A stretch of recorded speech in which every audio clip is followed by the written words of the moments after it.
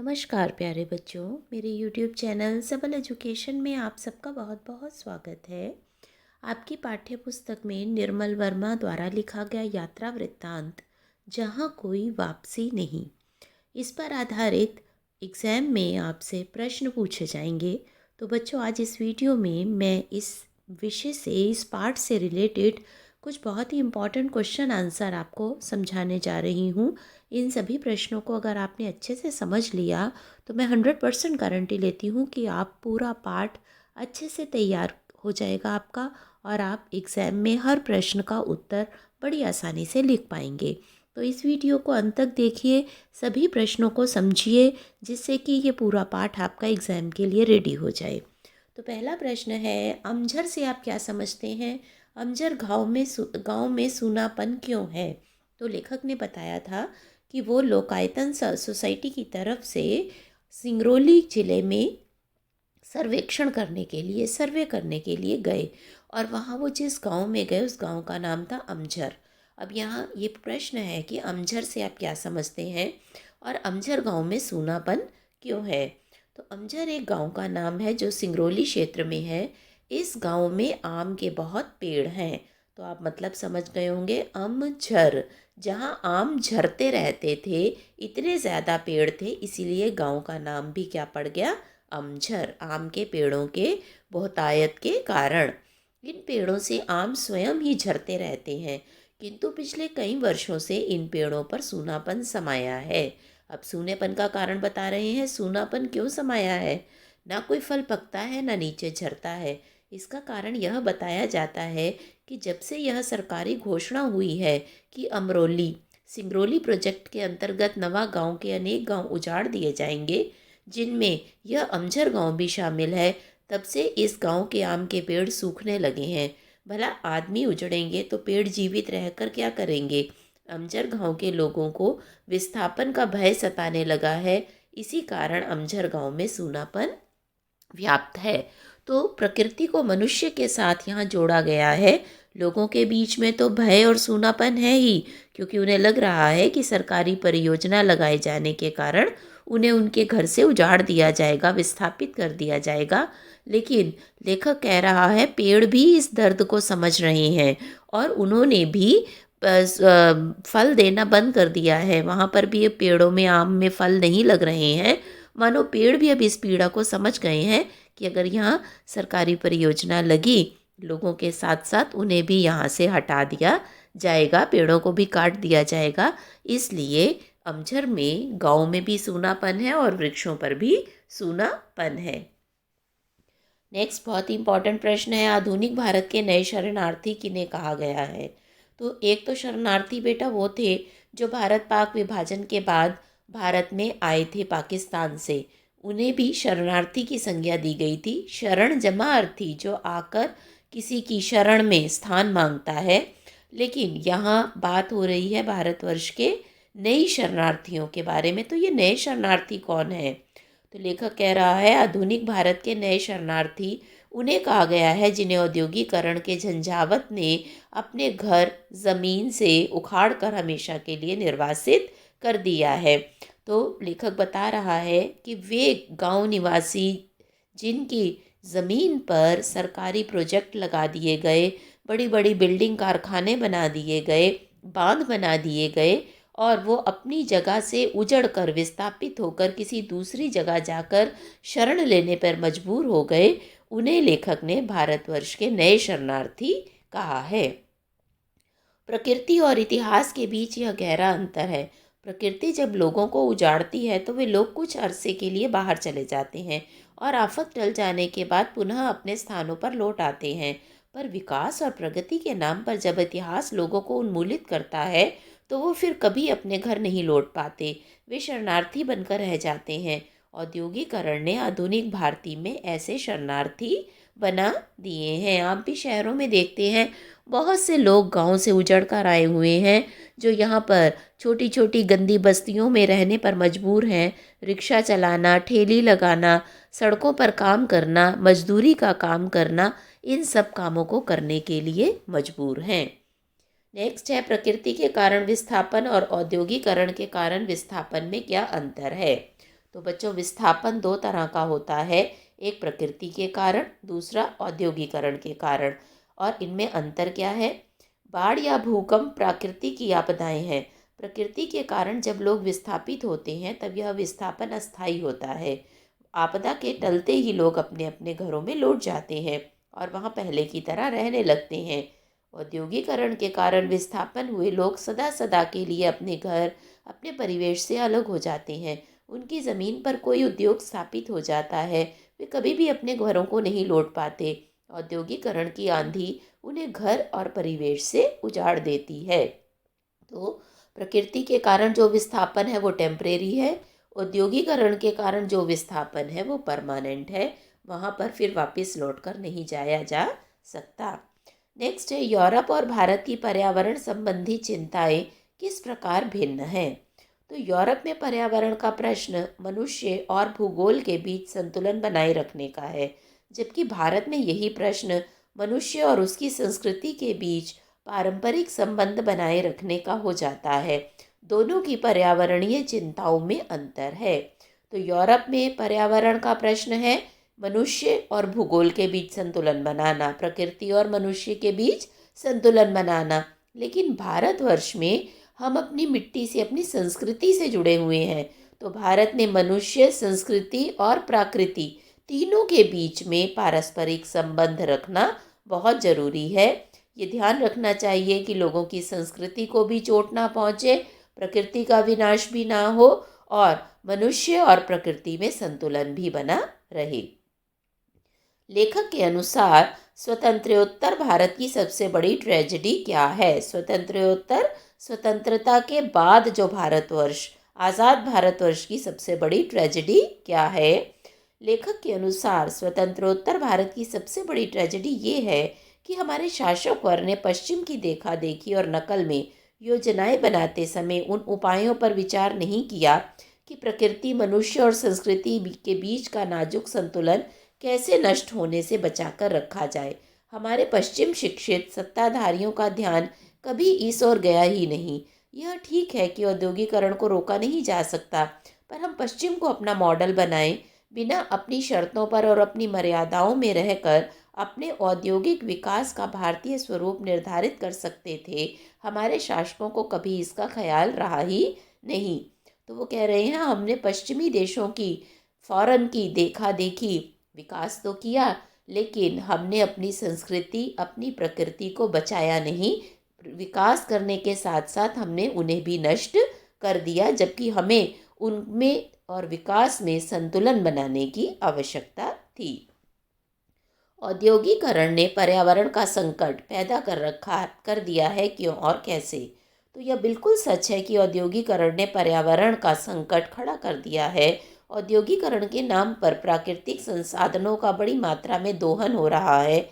पेड़ काटे जा रहे हैं, जंगलों का सफाया किया जा रहा है, उद्योगों से निकाला गया कचरा पर्यावरण को दूषित कर रहा है। इससे वायु, जल, पृथ्वी, ध्वनि सभी में प्रदूषण फैल रहा है। इसे रोकना होगा। अगर हम इसे रोकेंगे नहीं बच्चों, तो हमारी पृथ्वी जो है वहाँ पर हमारा जीवन संकट में पड़ जाएगा। सब तरफ दूषित गैसें, पानी जो है वो दूषित हो जाएगा कचरे से, पेड़ों के कट जाने से हवा दूषित हो जाएगी। तो हमें अपनी औद्योगिकरण से अपने पर्यावरण के संकट को बचाना है।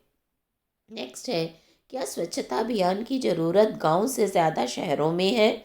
विस्थापित लोगों, मजदूर बस्तियों, स्लम क्षेत्रों, शहरों में बाकी झुग्गी बस्तियों के संदर्भ में लिखिए। तो हाँ, यह सही है कि स्वच्छता अभियान की ज़रूरत गांव से ज़्यादा शहरों में है। गांव बच्चे खुले होते हैं, वहाँ पर साफ सफाई रखना आसान होता है। शहरों में आबादी ज़्यादा है, जगह कम है, इसलिए गंदगी भी ज़्यादा होती है। इसका कारण यह है कि शहरों में कुछ चमचमाती इमारतों और सड़कों की बगल में वे बस्तियां भी हैं जिनमें विस्थापित लोग, मजदूर रहते हैं। इन बस्तियों को मजदूर बस्ती, स्लम क्षेत्र, झुग्गी बस्ती के नाम से जाना जाता है। वहाँ रहने वालों को सामान्यतः जन सुविधाएं तक उपलब्ध नहीं। वे गंदगी के बीच रहने को विवश हैं। वे अस्वच्छ दशा में रहते हैं। इनको स्वच्छता का महत्व समझाने के लिए स्वच्छता अभियान चलाने की अधिक आवश्यकता है। अभियान चलाने से पूर्व उन्हें आवश्यक सुविधाएं भी उपलब्ध करानी होगी। उनके लिए शौचालय, स्वच्छ पेयजल की उपलब्धता सुनिश्चित करनी होगी। उन्हें स्वच्छ रहने की आदतों से परिचित कराना है, तभी वे स्वस्थ रह सकेंगे। गांव में शहरों की स्लम बस्तियों की तुलना में गंदगी कम पाई जाती है। वहाँ का प्राकृतिक वातावरण भी स्वच्छ रहता है। शहरों में प्रदूषण अधिक होता है। तो इस पर आप अपने विचार लिखेंगे कि स्वच्छता अभियान की ज़रूरत गांव की अपेक्षा शहरों में अधिक है, क्योंकि विस्थापित मजदूर बस्तियां, स्लम, झुग्गी झोंपड़ी जो हैं वहाँ पर गंदगी बहुत होती है। और इन लोगों को स्वच्छ रहने के तरीके बताने और उनके लिए स्वच्छता उपलब्ध करवाने के लिए, साधन उपलब्ध करवाने के लिए बहुत ही आवश्यकता है। अब आपसे कुछ पंक्तियाँ पूछी जा सकती हैं एग्जाम में, जैसे आशय स्पष्ट कीजिए। आशय मतलब इस पंक्ति का क्या अर्थ है। आदमी उजड़ेंगे तो पेड़ जीवित रहकर क्या करेंगे। कब लेखक ने जो ये बात यहाँ कही है, इस बात का क्या मतलब है, ये आपको बताना है। ये प्रश्न के रूप में भी आपसे पूछा जाता है। तो इस पंक्ति का आशय यह है कि जब लोगों के घर परिवार और परिवेश को उजाड़ दिया जाएगा तो फिर पेड़ जीवित रहकर क्या करेंगे। आदमी और पेड़ों का आपस में गहरा रिश्ता है। एक के बिना दूसरा व्यर्थ है। पेड़ आदमियों के लिए ही तो होते हैं। जब आदमी ही नहीं रहेंगे तो भला पेड़ों को कौन पूछेगा। फिर पेड़ मरे या जिंदा रहे कोई फर्क नहीं पड़ता है। तो पेड़ों की देखभाल मनुष्य ही करता है। पेड़ तभी जीवित रहते हैं, फलते फूलते हैं, जब हम उन्हें पर्याप्त खाद पानी देते हैं, कीटाणुओं से उन्हें बचा कर रखते हैं, उनकी देखभाल करते हैं। अगर पेड़ पौधों की कोई देखभाल करने वाला नहीं होगा तो वे नष्ट हो जाएंगे। अगला है, प्रकृति और इतिहास के बीच गहरा अंतर है। क्या मतलब है इसका। प्रकृति और इतिहास के बीच गहरा अंतर है। प्रकृति यदि किसी को उजाड़ती है तो फिर से बसने का मौका भी देती है, जबकि इतिहास किसी को उजाड़ता नहीं है तो लोग फिर से अपने घर कभी नहीं लौट पाते। वे सदा सदा के लिए उजड़ जाते हैं। दोनों में यही अंतर है। प्रकृति से तात्पर्य प्राकृतिक आपदाओं से है। अत्यधिक वर्षा होना, बाढ़ आ जाना, भूचाल आ जाना, पहाड़ का धसक जाना, ये सब काम ऐसे हैं जो प्राकृतिक आपदाओं के रूप में आते हैं। कुछ समय बाद ये प्राकृतिक आपदाएं समाप्त हो जाती हैं और लोग अपने आशियानों में वापस लौट जाते हैं। लेकिन इतिहास जो मानव निर्मित आपदाएं हैं, जैसे कि किसी को गांव से उजाड़ देना, बांध बना देना, सड़कों के लिए गांव नष्ट कर देना, या उद्योग धंधे लगाने के लिए गांव के गांव उजाड़ देना, ये सब चीज़ें ऐसी हैं कि जहाँ पर लोग जब एक बार उजड़ जाते हैं तो फिर दोबारा बस नहीं पाते। वे सदा सदा के लिए अपनी जगह से दूर चले जाते हैं। उनका उस जगह से रिश्ता जो है वो समाप्त हो जाता है।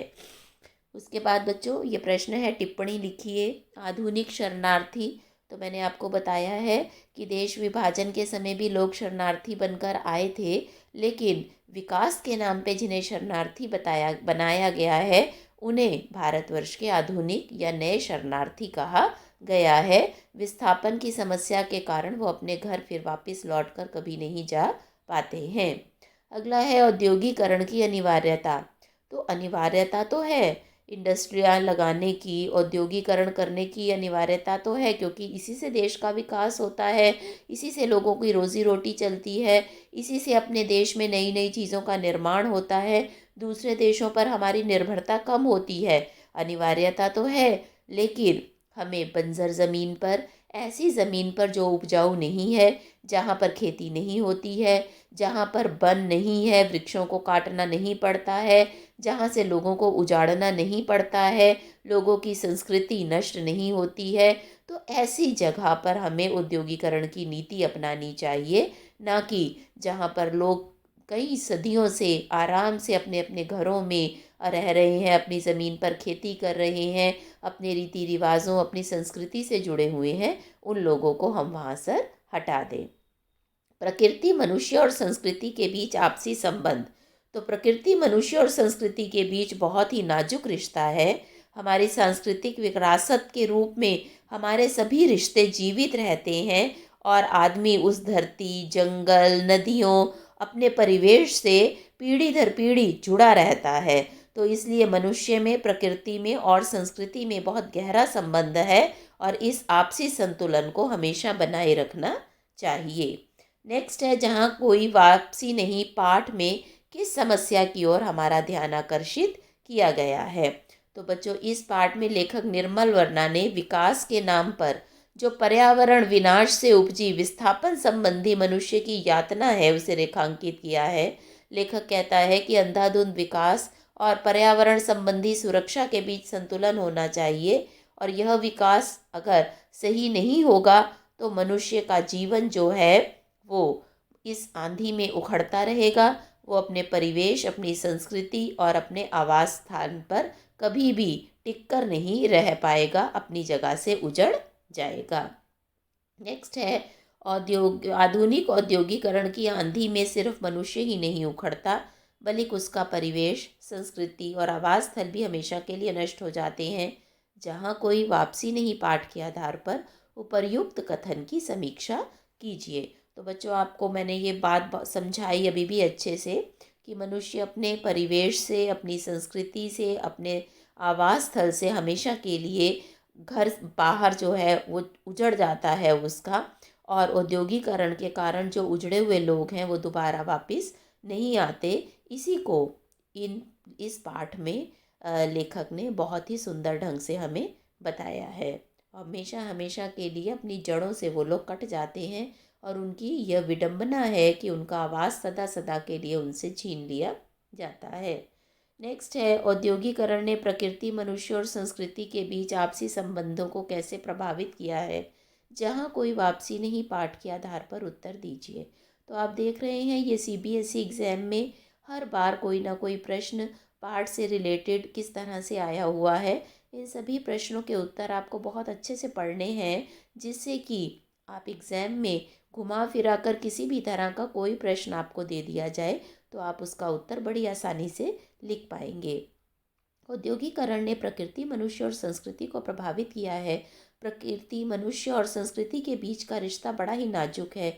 हमारी सांस्कृतिक विरासत उन रिश्तों में जीवित है जो आदमी को उसकी धरती, उसके जंगलों, नदियों, एक शब्द में कहें तो परिवेश के साथ जोड़ते हैं। इन तीनों के बीच गहरा रिश्ता होता है। इनका आपस में संतुलन बनाए रखना आवश्यक है। आधुनिक औद्योगिकरण की आंधी में केवल मनुष्य ही नहीं उखड़ता बल्कि उसका पूरा परिवेश, संस्कृति तथा निवास स्थान भी सदा सदा के लिए नष्ट हो जाता है। प्रकृति और इतिहास के निर्वासन में लेखक अंतर बताता है। बाढ़, भूकंप और अन्य प्राकृतिक आपदा के कारण लोग कुछ समय के लिए अपने घर बार को छोड़कर अन्यत्र चले जाते हैं, पर संकट के समाप्त होते ही लौट भी आते हैं। उन्हें अपना जाना पहचाना परिवेश फिर से मिल जाता है। अगला प्रश्न है, औद्योगिकरण ने पर्यावरण को कैसे प्रभावित किया है। जहाँ कोई वापसी नहीं पाठ के आधार पर बताइए। तो यह कथन बिल्कुल सही है कि औद्योगिकरण ने पर्यावरण को बुरी तरह प्रभावित किया है। औद्योगिकरण के लिए लोगों की ज़मीन अधिग्रहित की गई, फिर लोगों को उजाड़ा गया, वहाँ के परिवेश को नष्ट किया गया। इससे पर्यावरण का संतुलन बिगड़ गया। औद्योगिकरण के कारण जो उद्योग स्थापित किए गए उनसे निकलने वाले धुएं ने पर्यावरण को दूषित किया। कारखानों से निकलने वाले कचरे ने भी पर्यावरण प्रदूषण का खतरा उत्पन्न किया। तो बच्चों, इस प्रकार आपने देखा कि हमने इस वीडियो में जहाँ कोई वापसी नहीं, जो निर्मल वर्मा द्वारा रचित एक यात्रा वृत्तांत है, उससे संबंधित सभी इम्पॉर्टेंट क्वेश्चन आंसर को पढ़ा और समझा है।